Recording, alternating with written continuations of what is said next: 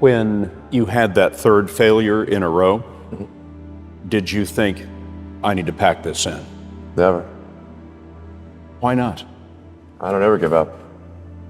I mean, I'd have to be dead or completely incapacitated. Work like hell. I mean, you just have to put in, 80 to 100-hour weeks every week. All those things improve the odds of success. Okay. I mean, if other people are putting in 40-hour work weeks and you're putting in 100-hour work weeks, then even if you're doing the same thing, you know that in 1 year you will achieve what they achieve. You will achieve in 4 months what it takes them a year to achieve. You need to work super hard. So what does super hard mean? Well, when my brother and I were starting our first company, instead of getting an apartment, we just rented a small office and we slept on the couch. And we showered at the YMCA, and we're so hot up we had just one computer. So the website was up during the day, and I was coding at night. 7 days a week, all the time. So briefly had a girlfriend in that period, and in order to be with me, she had to sleep in the office. So work hard like every waking hour. That's the thing I would say, particularly if you're starting a company. And I mean, if you do simple math, you say like, okay, if somebody else is working 50 hours and you're working 100, you'll get twice as much done in the course of a year as the other company. I think when I was, 5 or 6 or something, I thought I was insane. Why did you think you were insane? Because it was clear that other people did not, their mind wasn't exploding with ideas all the time. They weren't expressing it. They weren't talking about it all the time. And you realized by the time you were 5 or 6, like, oh, they're probably not even getting this thing that I'm getting. No, it was just strange. It was like, I'm strange. When I was young, I didn't really know what I was going to do when I got older. People kept asking me, but then eventually I thought that the idea of inventing things would be really cool. And the reason I thought that was because I read a quote from Arthur C. Clarke, which said that a sufficiently advanced technology is indistinguishable from magic, and that's really true. If you go back, say 300 years, the things that we take for granted today would be you'd be burned at the stake for. Being able to fly, that's crazy. Being able to see over long distances, being able to communicate, having effectively, with the internet, a group mind of sorts, and having access to all the world's information instantly from almost anywhere on the earth. This is stuff that really would be magic, or would be considered magic in times past. In fact, I think it actually goes beyond that, because there are many things that we take for granted today that weren't even imagined in times past. They weren't even in the realm of magic. So it actually goes beyond that.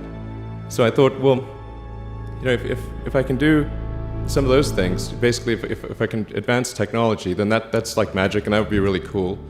You have to apply a lot of hours to actually working. So the way I generally do it is I'll be working at SpaceX on Monday, and then Monday night fly to the Bay Area, spend Tuesday and Wednesday in the Bay Area, then at Tesla, and then fly back on Wednesday night, spend Thursday and Friday at SpaceX. In the last several months, then I would fly back here on a Saturday and either spend Saturday and Sunday at Tesla or spend Saturday at Tesla and Sunday at SpaceX. I was living in the factory in Fremont and the one in Nevada for 3 years straight. That was my primary residence. I'm not kidding, literally. I actually slept in a couch at one point in a tent on the roof. And then, but for a while there, I was just sleeping under my desk, which is out in the open in the factory, and for an important reason. And it was damn uncomfortable sleeping on that floor. And always, when I woke up, I'd smell like metal dust. But actually, I stopped using the couch because there's a little conference room and a couch there. I stopped using the couch, and I just slept on the floor under my desk, so during shift change, the entire team could see me. If they think the sort of their leader is off somewhere having a good time, drinking Mai Tais on a tropical island, which I could definitely have been doing and would much have preferred to do. But the thing is that since the team could see me sleeping on the floor during shift change, they knew I was there, and that made a huge difference. And then they gave it their all. Like one of the most difficult choices I have ever faced in life was in 2008. I think I had maybe $30 million left, or $30 or $40 million left in 2008. And I had two choices. I could put it all into one company, and then the other company would definitely die, or split it between the two companies. But if I split it between the two companies, then both might die. And when you put your blood, sweat, and tears into creating something, or building something, it's like a child. And so it's like, which one am I going to let one starve to death? I couldn't bring myself to do it, so I split the money between the two. Fortunately, thank goodness, they both came through. Were you a little naive when you thought I can easily build an electric car and a rocket? I didn't think it would be easy. Like I said, I thought they would probably fail.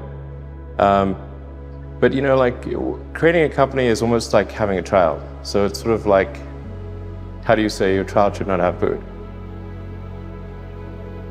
So once you have the company, you have to feed it and nurse it, and take care of it, even if it ruins you. Yeah.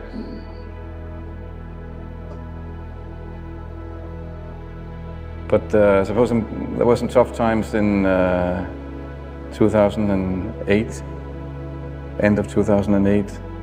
How did you get through that period of crisis? Yeah. Can we just break for a second? Sure, of course, yeah. Well, I mean, Tesla really faced a severe threat of death due to the Model 3 production ramp. Essentially, the company was bleeding money like crazy, and just if we didn't solve these problems in a very short period of time, we would die. And it was extremely difficult to solve them. How close to death did you come? Within single-digit weeks. 22 hours a day, or how many I hours? was working, so 7 days a week, sleeping in the factory. I worked in the paint shop, general assembly, body shop. You ever worry about yourself imploding? Like it's just too much? Absolutely. No one should put this many hours into work. This is not good. People should not work this hard. They should not do this. It's very painful. Painful in what sense? It hurts my brain and my heart. There are American heroes who don't like this idea. Neil Armstrong, Gene Cernan have both testified against commercial spaceflight and the way that you're developing it, and I wonder what you think of that. I was very sad to see that, because those guys are, those guys are heroes of mine, so it's really tough. I wish they would come and visit and see the hardware that we're doing here. And I think that would change their mind. They inspired you to do this, didn't they? Yes. And to see them casting stones in your direction. It's difficult. Did you expect them to cheer you on? So they're hoping they would. For SpaceX, the first 3 launches failed. And we're just barely able to scrape together enough parts and money to do the 4th launch. If that 4th launch had failed, we would have been dead. So multiple failures along the way. I tried very hard to get the right expertise in for SpaceX. I tried hard to find a great chief engineer for the rocket, but the good chief engineers wouldn't join, and the bad ones, well, there was no point in hiring them. So I ended up being chief engineer of the rocket. So if I could have found somebody better, then we would have maybe had less than 3 failures. How did you get the expertise to be the chief technology officer of a rocket ship company? I do have a physics background. That's helpful as a foundation. And then I read a lot of books and talked to a lot of smart people. You're self-taught? Yeah. Well, self-taught, yes, meaning I don't have an aerospace degree. So how did you go about acquiring the knowledge? Well, like I said, I read a lot of books, talked to a lot of people, and have a great team. So many young people actually from across the globe. If you have an advice to them, young people globally who want to be like Elon Musk, what's your advice to them?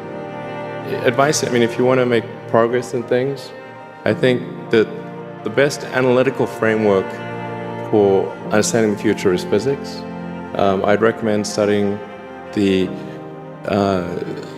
thinking process around physics, like not the equations. I mean, the equations certainly they're helpful, but the way of thinking in physics is it's the best framework for understanding things that are counterintuitive, and always taking the position that you are to some degree wrong, and your goal is to be less wrong over time. If you want to do things like me, you have to learn how to be good at technology.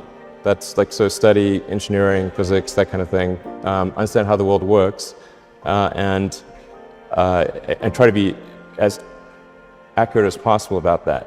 And then, like I said, also try to be creative, which means just try to think of things that haven't been done before, but that would probably make the world better. And it requires a lot of mental effort to do that. So, I don't just come with stuff willy-nilly. Occasionally, but it's rare. But you really have to think until your brain hurts. That's basically, if you haven't thought until your brain hurts, then you haven't tried hard enough. Try to be useful. Do things that are useful to your fellow human beings, to the world. It's very hard to be useful. Are you contributing more than you consume? Try to have a positive net contribution to society. I think that's the thing to aim for. Not to try to be sort of a leader for the sake of being a leader or whatever. I think it's important that you really like whatever you're doing. If you don't like it, life is too short. And also, if you like what you're doing, you think about it even when you're not working. I mean, it's something that your mind is drawn to. And if you don't like it, you just really can't make it work, I think. I think certainly being focused on something that you're confident will have high value to someone else, and just being really rigorous in making that assessment, because people tend to, a natural human tendency is wishful thinking.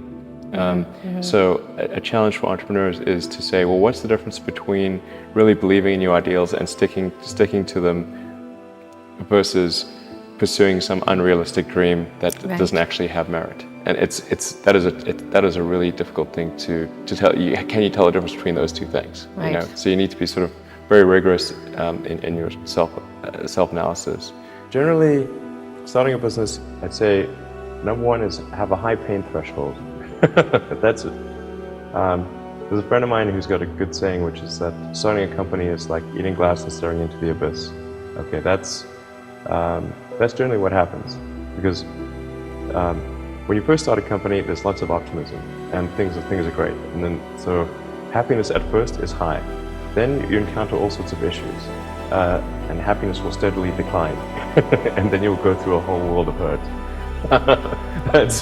And then eventually, if you succeed, and in most cases you will not succeed, and Tesla almost didn't succeed, came very close to failure. Then if you succeed, then after a long time you will finally get back to happiness. If you're creating a company or if you're joining a company, the most important thing is to attract great people. So either join a group that's amazing, that you really respect, or if you're building a company, you've got to gather great people. I mean, all a company is a group of people that have gathered together to create a product or service. And so depending upon how talented and hardworking that group is, and the degree to which they are focused cohesively in a good direction, that will determine the success of the company. So do everything you can to gather great people. I think one of the biggest mistakes people generally make, and I'm guilty of it too, is wishful thinking. You want something to be true even if it isn't true. And so you ignore the things that, you ignore the real truth because of what you want to be true. This is a very difficult trap to avoid. And like I said, it's certainly one that I find myself in having problems with. But if you just take that approach of you're always to some degree wrong, and your goal is to be less wrong, and solicit critical feedback, particularly from friends. Like friends, particularly friends, if somebody loves you, they want the best for you. They don't want to tell you the bad things. So you have to ask them, and say, really, I really do want to know, and then they'll tell you. Now is the time to take risk. You don't have, you don't have kids. But as you get older, your obligations increase. And once you have a family, you start taking risks not just for yourself, but for your family as well. It gets much harder to do things that might not work out. So now is the time to do that before you have those obligations. So I would encourage you to take risks now. Do something bold. You won't regret it. I actually think I feel fear quite strongly. So it's not as though I just have the absence of fear. I feel it quite strongly. But there are just times when something is important enough, you believe in it enough, that you do it in spite of the fear.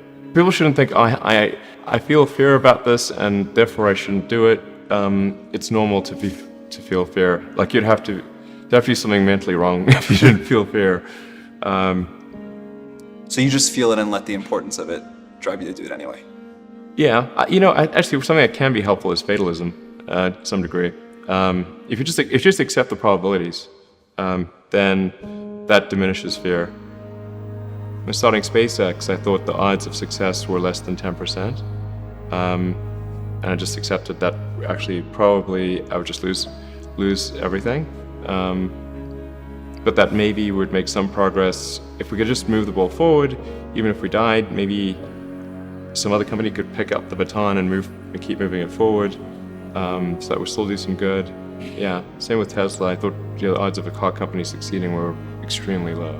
There are a lot of negative things in the world. There's a lot of terrible things that are happening all over the world, all the time. There are lots of problems that need to get solved. There's lots of things that are miserable and kind of get you down. But life cannot just be about solving one miserable problem after another. That can't be the only thing. There need to be things that inspire you, that make you glad to wake up in the morning and be part of humanity. That's why we did this. This guy called Tsiolkovsky, one of the early Russian rocket scientists, the great saying, "Earth is the cradle of humanity, but you cannot stay in the cradle forever." It is time to go forth, become a star-faring civilization, be out there among the stars, expand the scope and scale of human consciousness. I find that incredibly exciting. That makes me glad to be alive. I hope you feel the same way. I mean, your net worth on any given day is rising or falling by several $1 billion. How insane! How insane is that? Yeah. How do you handle that psychologically? There aren't many people in the world who have to even think about that. I actually don't think about that too much, but the thing that is actually more difficult and that does make sleeping difficult is that every good hour or even minute of thinking about Tesla and SpaceX has such a big effect on the company that I really try to work as much as possible, to the edge of sanity, basically, because Tesla's getting to the point where every high quality minute of thinking is $1 million to impact on Tesla. I want to hear what Elon has to say about how he takes risks. No, I literally just try to use a scientific method, frankly, and what is the importance of the outcome, and what is one risking in order to achieve that outcome. And but like I said, if the outcome is important enough, even if the probability of success is low, one must, I think, still do it.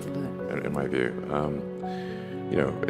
some things are very important, and in order to have a good future, and if we don't do them, well, then we're in big trouble. And so And then how much of a risk really is it? Because if we don't take those actions, we won't have a good future.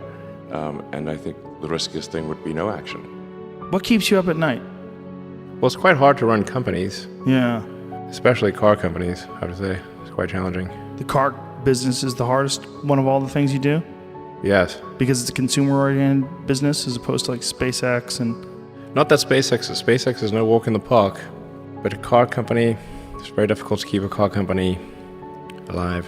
It's very difficult. You know, there's only 2 car companies in the history of American car companies that haven't gone bankrupt, and that's Ford and Tesla. That's it. What is the one thing that has surprised you about your life? Oh, one thing, wow. Well, I'm surprised by the whole thing, honestly. I certainly didn't expect for any of these things to happen, honestly.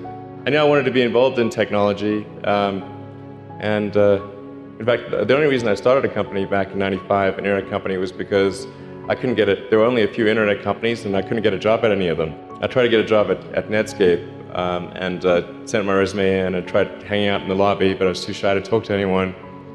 And then I was like, okay, well, I guess I'll have to start a company because I can't get a job anywhere. I think a lot of people think I'm kind of a business person or something, which is fine. Like, business is fine, but you know, it's like at SpaceX, Gwen Shotwell is Chief Operating Officer. She kind of manages legal, finance, sales, and kind of general business activity. And then my time is almost entirely with the engineering team, working on improving the Falcon 9 and the Dragon spacecraft, and developing the Mars colonial architecture. And then at Tesla, it's working on the Model 3 and some in the design studio, typically half a day a week, dealing with aesthetics and look and feel things. And then most of the rest of the week is just going through engineering of the car itself, as well as engineering of the factory.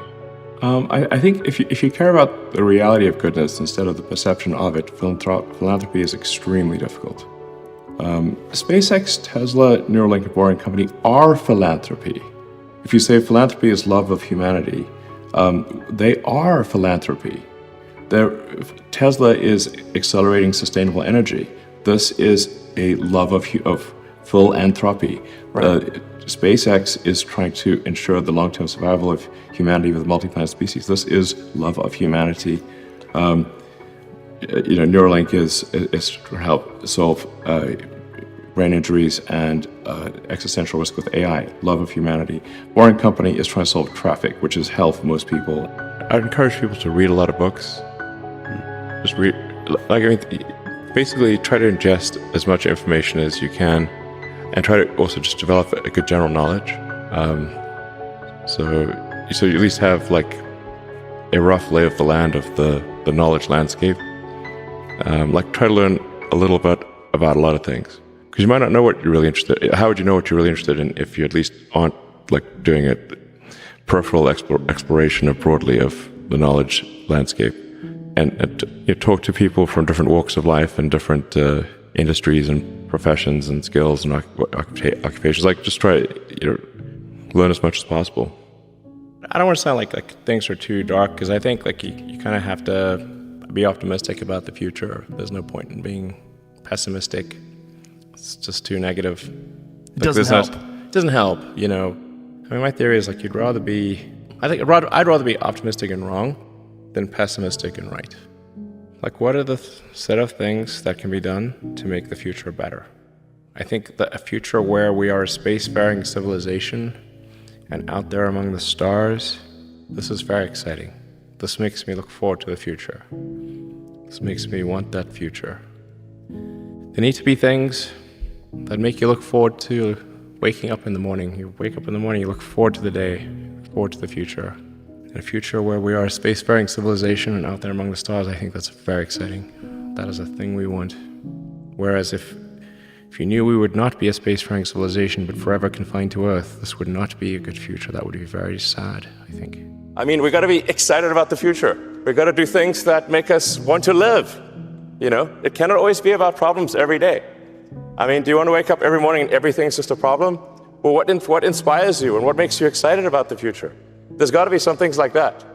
You know, I put a lot of stock and certainly have a lot of respect for someone who puts in an honest day's work to do useful things.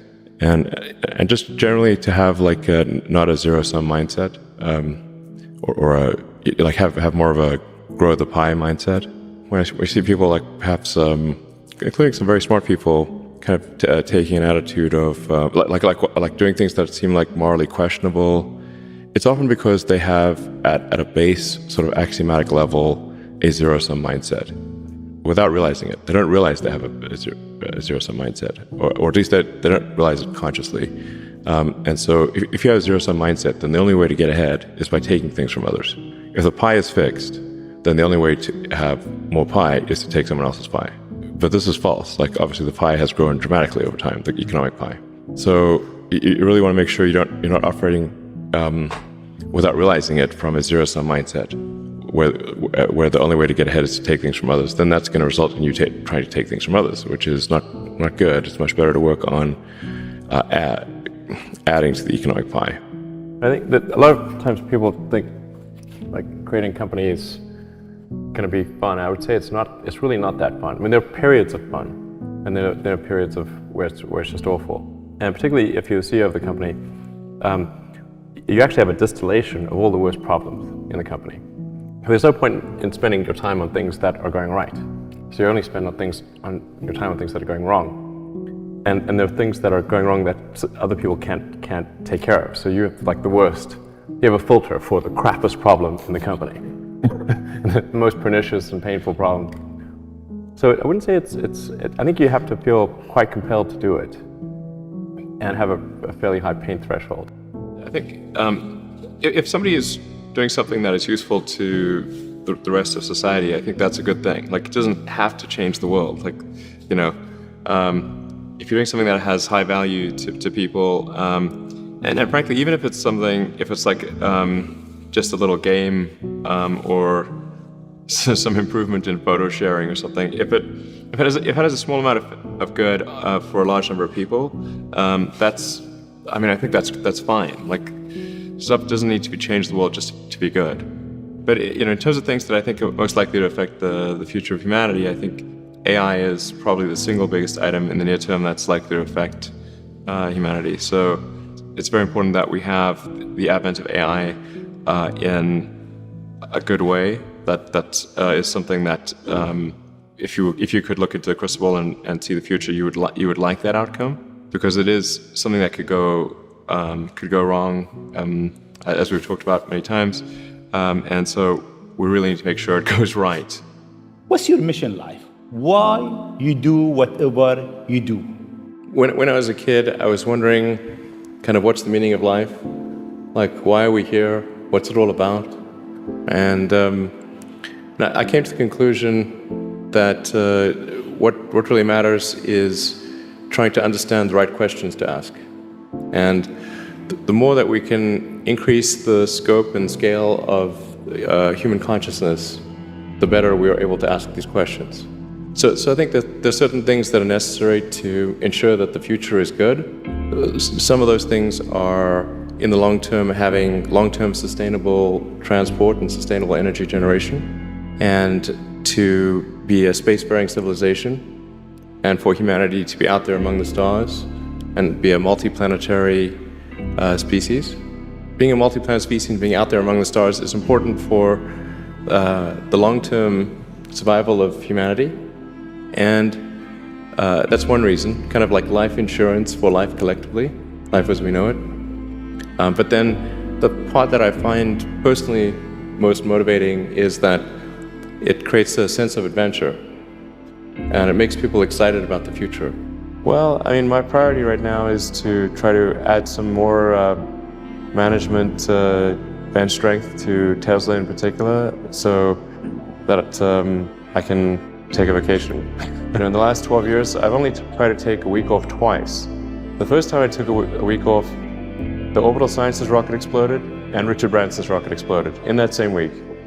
Second time I took a week off, my rocket exploded. The lesson here is don't take a week off. My goal is like try to do useful things, Try to maximize the probability the future is good. Make the future exciting, something you look forward to. With Tesla, we like try to make things that people love. How many things can you buy that you really love, that really give you joy? So rare, so rare. I wish there were more things. That's what we're trying to do, just make things that somebody loves. This may sound corny, but love is the answer. Wouldn't hurt to have more love in the world. I think people should be nicer to each other and give more credit to others, and don't assume that they're mean until you know they're actually mean. It's easy to demonize people. You're usually wrong about it. People are nicer than you think. Give people more credit.